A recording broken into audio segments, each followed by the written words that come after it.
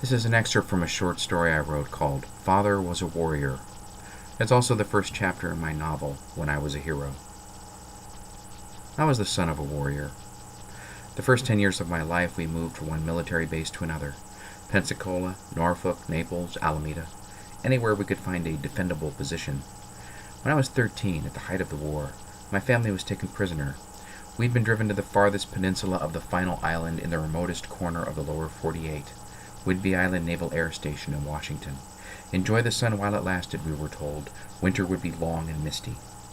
The years remained shrouded in that mist, a pewter cloudiness making the sun's existence almost hypothetical. Infrequently a sunbeam shattered damp dimness, as if an omnipotent giant straddling the Cascade Mountains had momentarily lifted the marine layer with the detached curiosity of a boy searching for snakes under a board in the woods. When I think of that giant today, decades later, it's almost impossible not to picture him as myself. And he's an unhappy giant, angry, rueful, impatient with those who insist on repeating mistakes of the past. I try to disguise this mythical figure with a beard, the long, white, quartzite kind of whiskers that have more in common with cuticles than hair.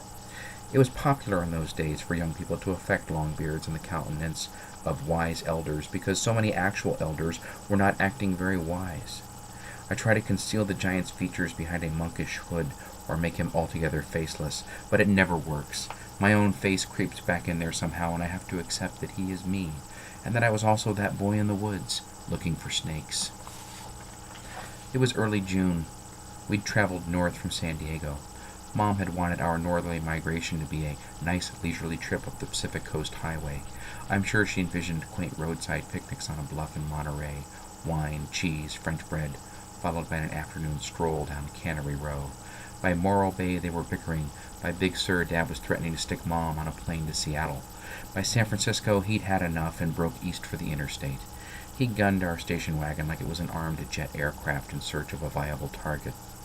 The monotonous contention of our trips was mitigated by my occasionally breaking out the Robert W. Service treasury. Poetry, at least an appreciation of it, was a Gillen family tradition. Service, Kipling, Whitman, the easy narrative poets, that was the gold standard. Bad poets, some might say. But what is bad to an academic is merely accessible to someone like Fred Gillen. Dad was a product of the New York State school system. He was articulate to the point of pomposity and could expound at length upon any subject, literature being a favorite.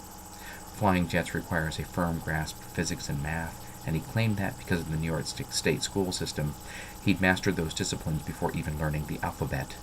All Irish blarney, of course. Yet I wouldn't have been surprised to find a slide rule tucked away in one of the zippered compartments of his jungle green flight suit. He was no simpleton, my father, but warrior's work is all about split-second decision-making. He had a respect bordering on love for any kind of acronym, or for any ingenious streamlining that made things, even something as simple as a poem, scan faster. The heavy text lay open on my lap while my father squinted behind aviator Ray-Bans. I close my eyes and try to recite from memory. There are strange things done in the midnight sun by the men who moil for gold. How does one moil? I'd savor the word a tad too long. Then Dad would prompt me. The Arctic trails have their secret tales. Darn. That would make your blood run cold. Yeah. The Northern Lights, no peeking. I give up.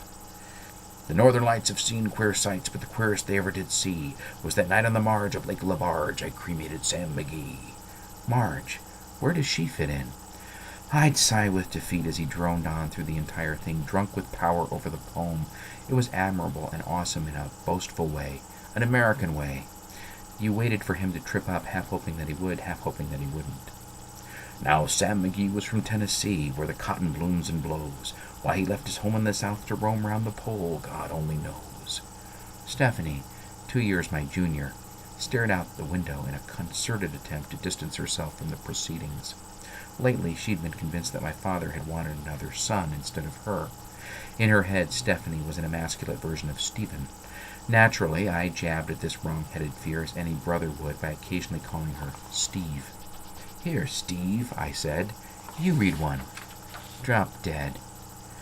I looked to my mother for some kind of remonstration, but she stared out the window, eyes red from crying over Bobby Kennedy's death.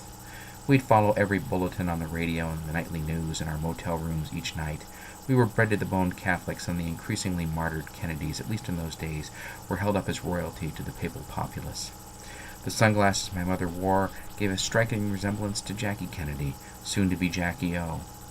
The ritualized deprivations and blind allegiance of military life make a good fit with Catholicism. There is no other religious discipline that I can think of, really, where suffering and exploitation are worn like badges of honor. Well, maybe Islam, but Catholics are truly an army of God, with a hierarchy of generals, captains, and foot soldiers, and the most important thing, I suppose, an enemy. As we closed in on the Washington state border, the woods got thicker, mountains bigger. Dusk was noticeably cooler and quieter when we pulled into a motel outside of Kelso, just across the Columbia River. Each room was a freestanding cabin, cozy, smoke curling out of chimneys. We ate a fine meal at a rustic restaurant. Then my father announced, "We're taking a walk." "Do we have to?" said Stephanie. My father lighted a cigar, tried to put an arm around his daughter, but she squirmed away. "She's tired," said Mom. "Suit yourself, kiddo." "I'll go," I said, eager. Walking through nature with Dad, a favorite activity. He was full of useful information. You can gut and clean an entire deer with a penknife, long as it's sharp enough. And, did you know there's enough food under that rock to sustain life for an entire week? Mosquitoes ate me alive, but didn't care much for Dad's cigar smoke. With something as simple as a stogie, he could seemingly inoculate himself against all harm. We came across a stagnant spring, water now brown and brackish, old cup rusting in water. Next to the spring, or puddle was more like it, stood a stake with a severed string dangling from a nail. My father crouched down, and I followed suit. "Young punk comes across the source of a stream deep in the woods," he began. "There's a tin cup tied to a string on a stake for travelers to take their refreshment. He rips off the cup, pisses in the spring. Why? Because he's an unclean machine?"